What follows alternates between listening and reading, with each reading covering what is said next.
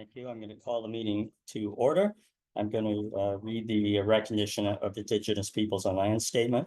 London and Middlesex Community Housing provides housing on the traditional land of the Anishinaabe, Haudenosaunee, Lenape, and Attawandaron. We acknowledge the local First Nations communities in this area, the territory of the Chippewa of the Thames, the Oneida of the Thames, and the Munsee Delaware Nation. We honor and respect the history, languages, and culture of the diverse Indigenous people who call this territory home. Today, the City of London and Middlesex County is home to many First Nations, Métis, and Inuit people. We are grateful to have the opportunity to work and live in this territory. With that being completed, I'll ask for someone to move the acceptance of the completion and acceptance of the agenda. Moved by Mayor Granton, seconded by Kathleen. All those in favor? That's passed. Are there any disclosures of pecuniary interest? There being none, we will proceed on to approval of the minutes of the previous meetings. As always, I'm going to assume that we have reviewed them. Someone prepared to move the acceptance of the minutes. Greg is moving it. Kara is going to second it. All those in favor? Thank you very much. There are no communications, delegations, or consent agenda items, so we'll proceed on to reports and business. First is the Finance Committee reports for information, and I'll turn things over to the committee chair. Go ahead. Okay, thank you, Chair. First reports, I guess we'll just back up. Finance Audit and Risk Committee met earlier this month. These reports, I'll give a summary quickly of the reports, and then I expect we'll probably move them both together. See them for information. The unaudited fourth quarter results for organization, sorry, it's the full year as well, was presented by Rob. I guess the bottom line, we've got a small surplus for 2024, which is an improvement over the projected deficit that we were looking at the end of Q3. Really on $31 million budget at both revenue expenses, it's effectively a balanced year. The highlights on that, we ended up about $850,000 over budget on the revenue side, due mainly to lower bad debt write-offs and better rent collections. And on the expense side, we were about $822,000 over budget, due mainly to higher property taxes, pest control expense, and the electrical utility bill. These results are subject to the audit by KPMG coming up with the field work beginning April 8th, I understand. The second report for 2025 and 14 on the tariff impacts on LMCH was given by Paul, CEO Paul Chisholm at the meeting. Even though that situation is fairly fluid and has changed since the date, I would say everything in there is still valid because it was based on the Canada's retaliatory tariffs to the US on the goods coming in. It's important to note London City Council voted to review its procurement practices, and so will LMCH in light of this tariff disruption. Significant impacts will be on steel and aluminum building products. And there's an analysis contained in the report where the financial impacts may be on LMCH's current expenditure for operating items. For the Reimagined Southdale project, the impact is mostly on appliances ordered there, and more significant impact possibly will be on future CMBC funded renewal products or projects. And LMCH has identified several mitigation strategies to deal with this, including alternate sourcing and monitoring the situation. Thank you, Chair. You're prepared to move both of those together? Both of those together. Right. Seconder, please, Gary. So any questions or comments on those two reports? There being none, all those in favor? Those are passed. So we'll now go to finance reports for approval. My understanding is there will be a presentation on the first report from Paul Chisholm, so I'll let Paul go ahead with that. Thank you. As we're queuing it up through the chair, one of the conversations we had at the Finance Audit and Risk Committee when we were talking about the asset management plan, is just discussing about what work has been done by LMCH since we received increased funding. So we put a presentation together that sort of looks at where we were when we first created our first asset management plan, some of the investments we made, and where we're at today on the asset management plan, in the report you guys are going to review in a few moments. So if you can just bear with me, I'll sort of give you some highlights of what the context for the asset management plan. For LMCH, we were devolved from a provincial body 25 years ago this year. When we were devolved, there's no capital reserves for the public housing portfolio. That means all that burden fell on the City of London. We're 100% RGI portfolio, which essentially means we have a sort of a operating funding that is sort of doesn't have a positive net operating income. It means we run a break-even budget. So our ability to generate revenue by increasing our rents is not available, and there's lots of systemic things. So what essentially that means, we have not been contributing to our reserves, so therefore we don't have our own funding source to fund our own capital. So our capital investments came from three sources. We had a base budget of $2.2 million for 3,300 units given to us by the City of London.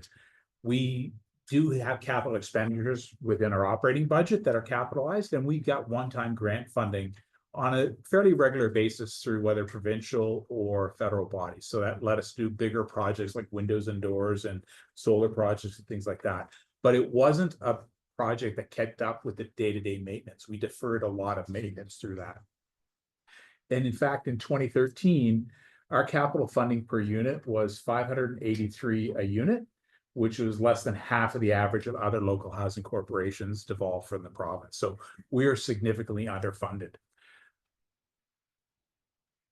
LMCH worked closely with the City of London to submit business cases through multi-year budgets in 2020 and 2024. And through that time, we've been successful in getting additional capital funding brought in, of $52.4 million through the infrastructure gap funding, which is an additional $6.1 million a year. We were successful to partner with the City of London and CMHC for the Repair and Renew program, bringing in $37 million over 6 years. We were also brought in $730,000 in additional capital in the multi-year business cases in 2024. And we've also secured $62 million in capital funding for the regeneration of public housing that we're using for the Reimagine Southdale project. So we identified a capital deficit. We completed some business cases to bring in extra revenue, and we've been successful to bring that revenue into the organization. The other thing we identified at the same time is one of the challenges we were having with our portfolio was we didn't have the right operating model and the right operating staff in place. So we've made significant improvements in our operating model. We've created a dedicated community safety unit. We've increased funding to expand on-site contract security services at our most problematic sites. We've created housing stability case coordinators to focus on tenant success for our most complex tenancies. We've increased resources to improve tenant intake and support programs. We're building out our community offices to increase our site presence in our communities. And we strengthened our community development work across the portfolio. And this year, we have funding to provide cleaning services, bring cleaning services in-house to be provided directly by LMCH staff versus the contract out model we had in the past. This is something we've heard from tenants that's important, the state of cleanliness in their buildings. So we've done a lot of things that strengthen our service model that will be reducing some of the negative behavior that we're seeing for our tenants that are causing damage in our buildings and those types of things. So we're active in bringing the capital dollars to improve our sites and working actively to reduce the damage and other wear and tear that we've experienced as a provider. So through 2020 to 25, we have total investments committed of $60.4 million. $6.4 million in elevators, almost $5 million in roofing, $7 million in electrical, $2.5 million in mechanical, $7.4 million in green initiatives, and about 31 million in accessibility. This doesn't include things like cycle painting. We've started to do things again. These are big buckets of funding.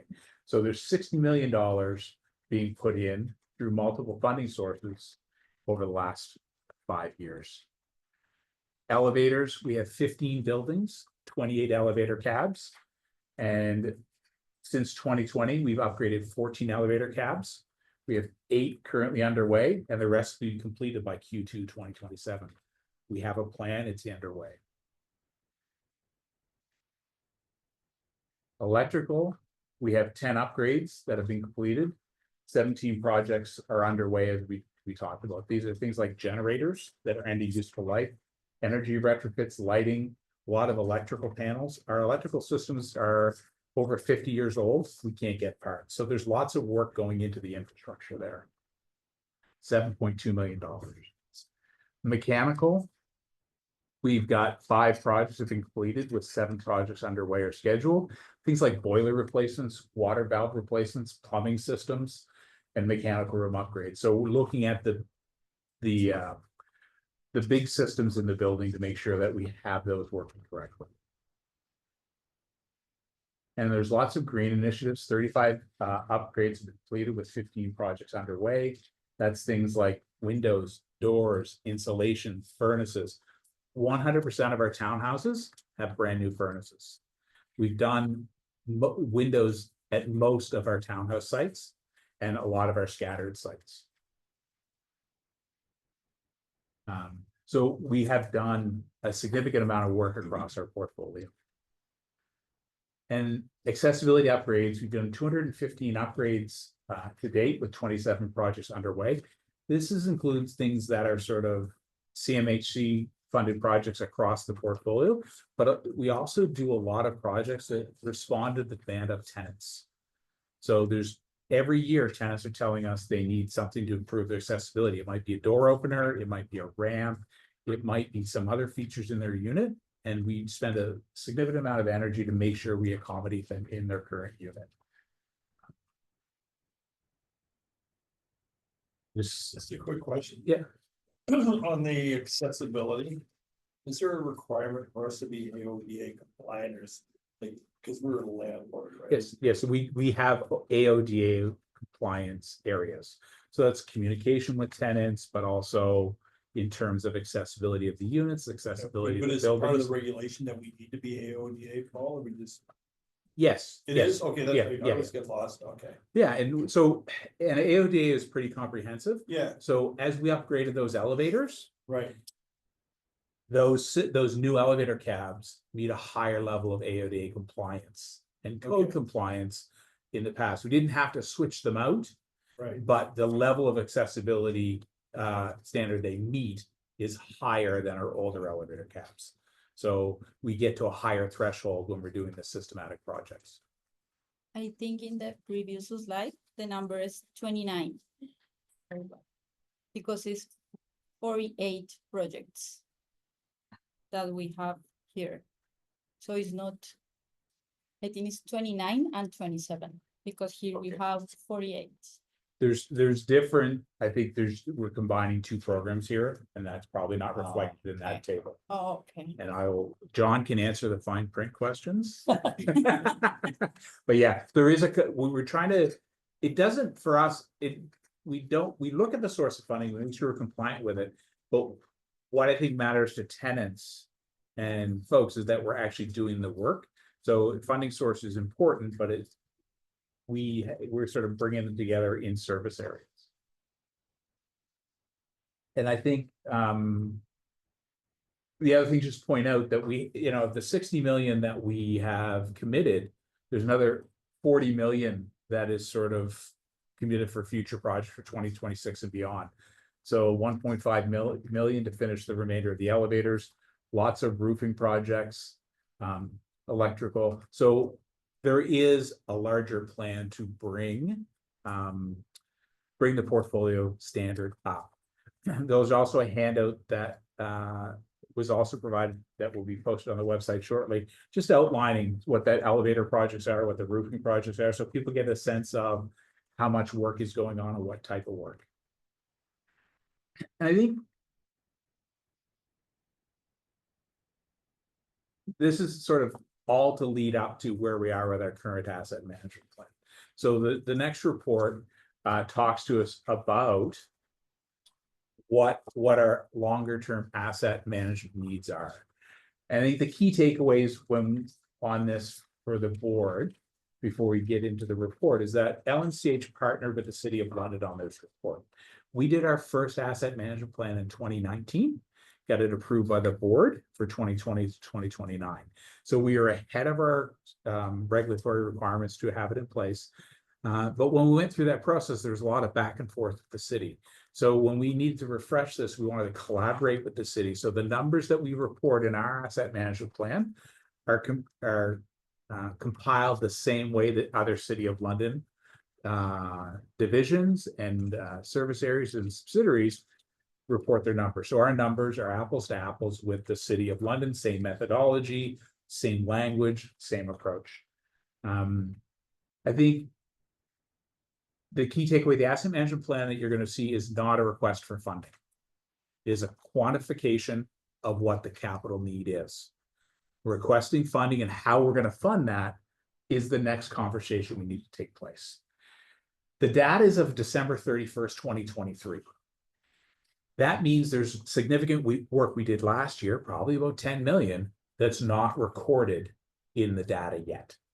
So there's a little bit of a lag. So we picked December 31st, 2023, because that's when the last sort of data update, we started this project in 2024. The asset value of LMCH is now around $1 billion, land, buildings, and other assets. The identified 10-year capital need is 235 million, with an annual capital need of 23.5 million. If we want to start, if we're going to want to make improvements in our portfolio.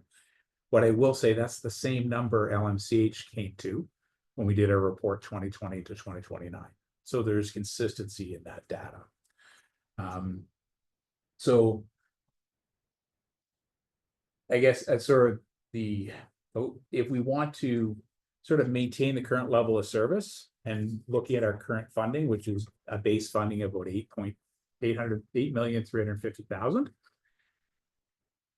we can spend that to maintain our current level of service, we need another $6.36 million over 10 years. So if the status quo of what we have today is what we're targeting, we need $6 million more.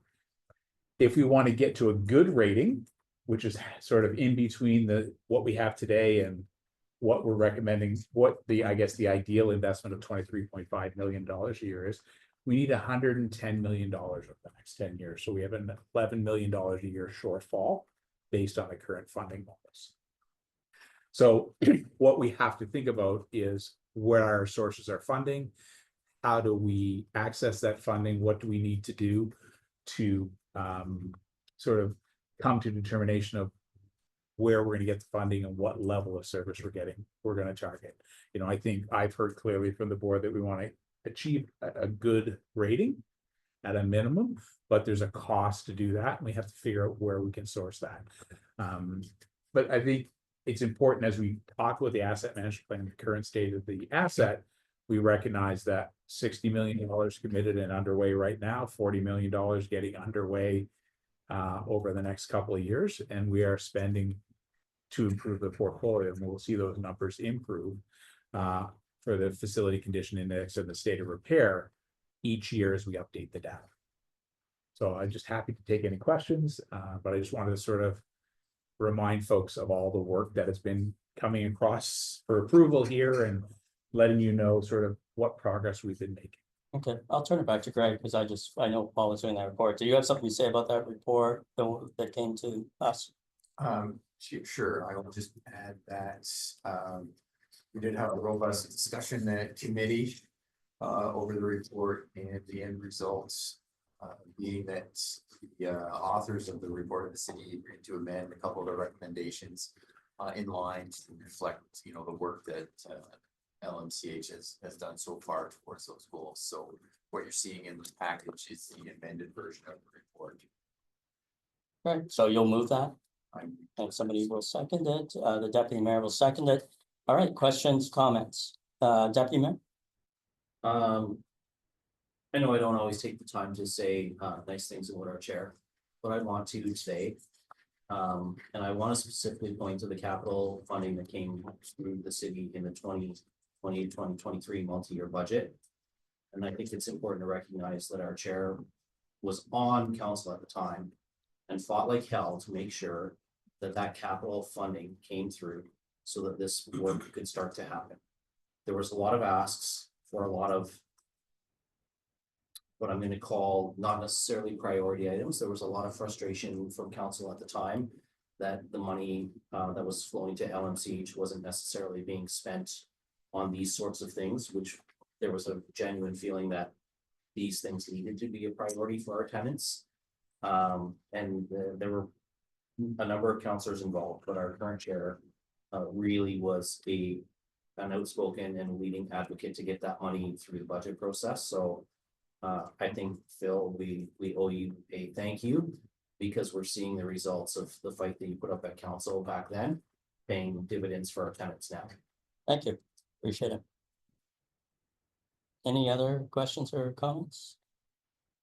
Yeah, I have a question. Go ahead, Council. So in terms of like the last slide, obviously, good would be the ideal state. But in terms of the process going forward, to access the money, are these gonna be things that are brought to the board in terms of, you know, options for funding, or where are the sources that we're looking at? Yeah, and I think we're having multiple conversations, right? So we are sort of midway through the conversation on regeneration planning, mapping out what the future of LMCH in our portfolio is. The FCI score and sort of getting to the good will change if we decide to redevelop another site.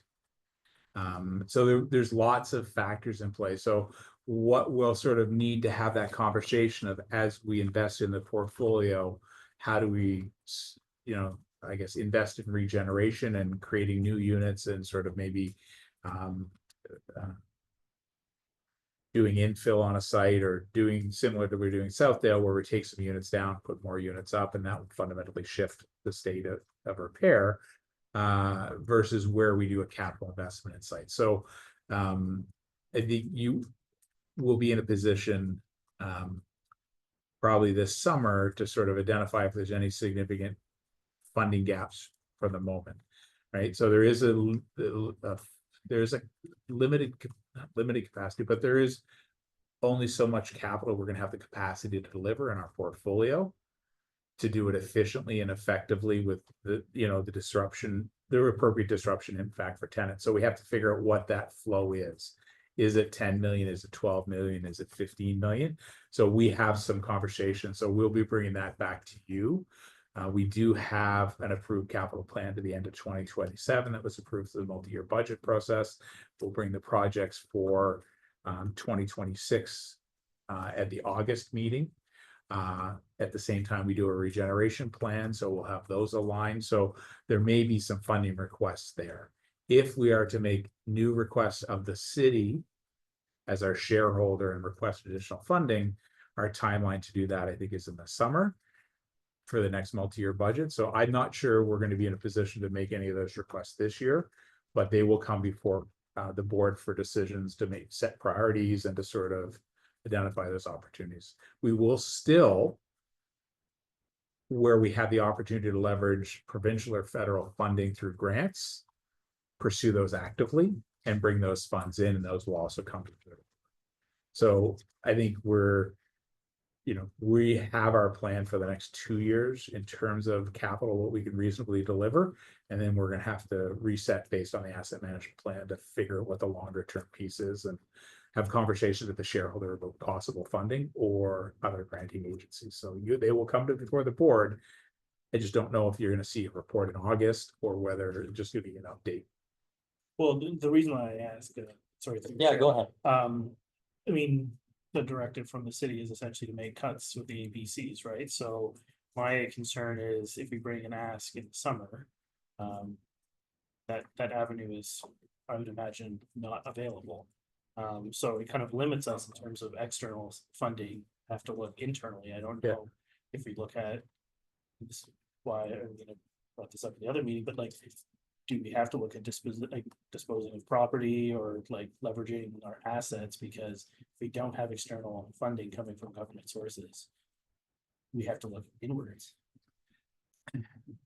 Yeah, and I think investment is one option, but I guess one of the things that's set out in the report is there's a lot of capital need set out in the report that we can defer.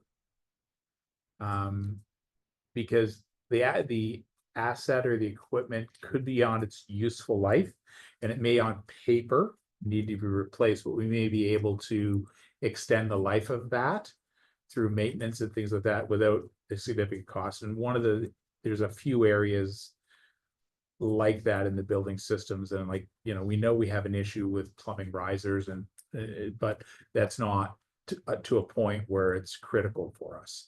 So are there areas that we can defer the spend?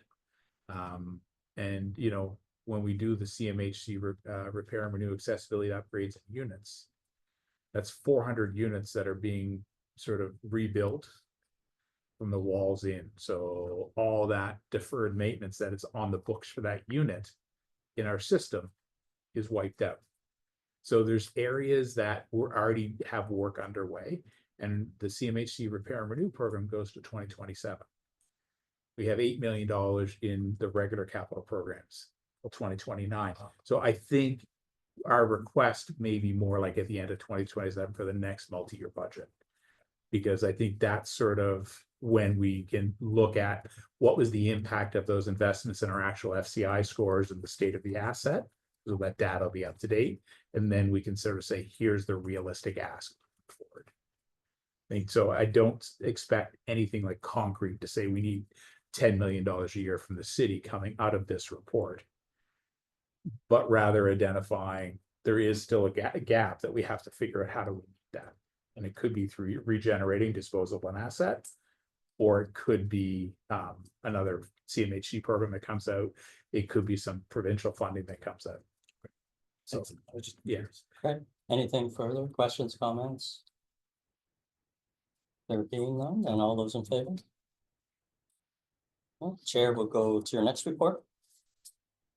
Yeah, next report for approval was the director's update on capital projects presented by John. Quick summary on that. I think this is probably a continuation of the cleanup of projects in Verity. They're looking for approval to cancel 2 projects that were completed with funding, with other funding, and to reallocate funds from those projects and from the general contingency to new projects for computer hardware purchases and boiler replacements at William Street and Albert Street buildings. Also included in the report for information is just an update on the coaching funding, that there's $962,000 available to LMCH through coaching, and we've selected 5 projects all in the county for this funding. Are you prepared to move that? I'm prepared to move that. And a seconder, Member Grantham. Questions or comments? All right, all those in favor? Matter is passed. The next report is, I'll turn it back to you, is 2025-11, Chair.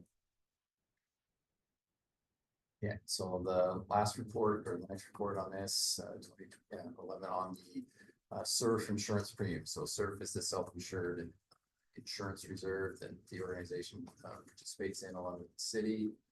And bottom line here is we're just looking for the approval on the expenditure of $246,000, the premium contribution for the year, and that's carried into the budget and is in line with the budget. And we'll move that. Second, please. Sarah? Questions, comments? There being none, all those in favor? Thank you very much, Chair. The next set of reports are the executive committee reports, and I chair that committee. The first report you'll see is the CEO report. What the executive committee had done with the chair was prepared a work plan for the chair, and it's attached to the report. And you'll see throughout the report, and it's in fair amount of detail, how those things in the report have been met. So there's a strategic objective, the 2024 objectives, and then the status of those at the end of 2024. So yeah, I think it's fairly self-explanatory. It was a very good way to update, what the objectives were and how they have been reached. So I'll look for a mover and seconder. I'm not going to move it since I'm chairing the meeting. Moved by Gary, seconded by Kathleen. So questions or comments on that? Paul, of course, is here to answer any questions about that report. There being none, all those in favor? The next report is the board workshop results. You'll see that you'll all remember, of course, we had a workshop. And this is really a report back from Paul as to the outcomes that we had and what steps have been done to achieve those. So I don't have anything further to say. So if someone would like to move it. Moved by Mayor Grantham, seconded by Gary. Questions or comments? There being none, all in favor? Thank you very much, Paul. Those were thorough reports, which is why I don't think there were too many questions. The next is staff report 2025-12, which is the Board of Directors expiring terms. You'll see that there are 3 of us who have terms expiring. 2 have been here not for a very lengthy period of time. The reason they've expired is they took over other people's terms. And then my term is coming up. I only had 2 years, I think. So all of the people, including myself, agreed to be renewed, and that's what that report does. So do you have anything to add to that, Paul? I don't. No, I think just a reminder that, the language on the expiry of the term, usually if it says you serve till December of 2024, just a reminder that's to the AGM the following June. Right, so none of us have expired, although So our you terms can't put your expired. out of office on for 6 more That's months. right, that's right. So all of those people, I mean, I think it speaks for itself. I just want to say that in terms of those members, you've done a great job. We really appreciated your point of view. I'm not going to say anything about myself because that would be really egotistical and bad form. So I'm just going to ask somebody to move it and second it. Moved by Gary, seconded by Greg. Any questions or comments? All in favor? Oof, we squeaked through. Did they check criminal records, by the way, before renewing? No, good. That's good for Greg. Next item is one that I received. The counselor sent me an information session. It's not city staff, it's actually elected officials, right? It's elected officials. Yeah, it's elected officials on LMCH. Councilor McAllister brought to my attention that there were some counselors at the city who are interested maybe in coming to one of our meetings. And although they, of course, can't participate in the meeting as members of the board, they would be invited and they would have a session at the end of the meeting to have a Q&A with the board and with our staff. I thought that was a great idea. So I don't know. I mean, I'd be happy to do it the next board meeting. I don't know what your thoughts are, or we need to check on that, or how that would be arranged, Councilor. Yeah, I mean, if the board is okay with it, I would just maybe send out notice in terms of when our meetings are held. Right. And put it in there, like, see what the consensus is in terms of which meeting works. And a request from a county councilor to come to a meeting. Yeah, that's this, of course, includes both. So No, I just said we did have. do you want to let us know which board meeting is best, or do you want us to just? Just tell us. Yeah, go ahead. I guess the question, given our limited space, would it be appropriate to ask maybe the city to host us in, if we're going to have guests, to host in a more appropriate space, not asking for council chambers, but maybe one of the committee rooms that has a little bit more space, should that be the I have PTSD from council chamber, so I'm not allowed. So I think it's something, if we can have if we can sort of work through that with counselors and sort of the board, that would be That's appreciated. fine. I think it'd be easy to host you. We just need to check on the availability of the committee rooms. So what I'm gonna do is just count on you, Mayor. If you want to just say do it at the next meeting, I'm Do it fine. next meeting. Is that- That's fine. Okay, we'll have that. We'll send something. Yep. I'll let- Yeah, so we'll have a conversation with the city about availability of space. and contact. make sure that we can sort of Yeah. do what we need to do for our live streaming and things like that, and just make sure that's good. And then we will communicate with three of you Right, just to help coordinate. that make sure process. that's set up. Yeah, we can't, yeah, we'll just have to make it a date and do it. Otherwise, if we're trying to do it Yeah. with people's schedules, Yeah. it will never work. Right, and go ahead. Yeah, Councillor. and sorry, through the chair. So I think one way of maybe not making the Q&A drag so long, and I don't know if it's possible to pull together for just a reference point for the visiting counselors, but the reason why I got this ask was because our properties are spread out obviously through the city. Different counselors have some of our properties, but just to have even something like this, just like a one pager of the property and then work done to date, maybe just to let them know what has been done, because the question I get the most is like, when is this happening? When is that happening? Just to kind of give staff a bit of a breathing space so they're not answering the same questions, which we could just provide beforehand.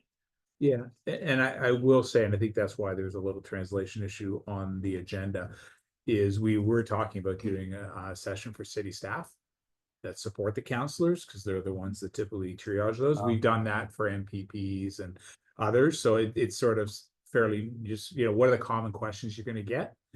Where do you direct them? How, you know, where do you get the tenant to self-direct? How do you know, what's the normal process and those types of things? And I think that's helpful for people who have to triage questions. So we'll definitely keep moving forward with that. We can pull some of that material up to sort of from a counselor's perspective. Yeah. What they might want to need to know. So we'll Okay, make that so available. the motion is just to arrange that meeting for the next, I would say it's arrange that process and an opportunity for elected officials to attend our next board meeting. And Councilor McAllister will move it. I'll get you to second it since you're the. Second, yeah, I have an important question. Yeah. Will the city provide lunch? This is me Dinner. evening. Dinner. I'm not going. All those in favor? Thank you. I'm gonna ignore that whole bit there. All right, so that's passed also. We don't have any presentations, no in camera. Any new business anybody would like to raise? No? So somebody could please move adjournment. Moved by Greg, seconded by Gary, all in favor? And just thanks to everyone for spending this much time.